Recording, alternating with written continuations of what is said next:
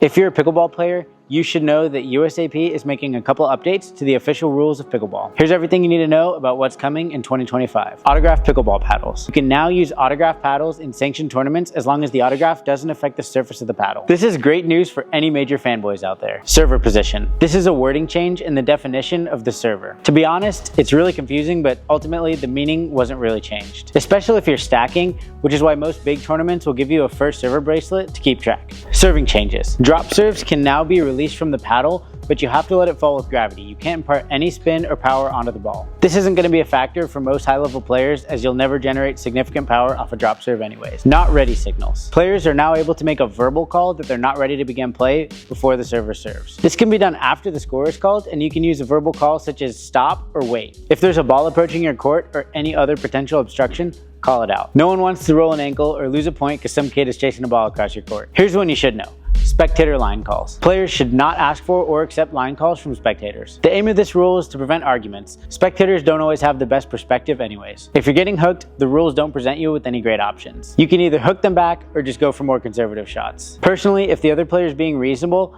I like to be pretty generous with my line calls because I don't want an asterisk next to my win. Some people take it to the next level and call anything close to the line out. I honestly don't like to do this, but I'll just get them back. If you call their ball out, they'll see what you're doing and they'll probably stop. This one's probably going to be a big change at the pro level.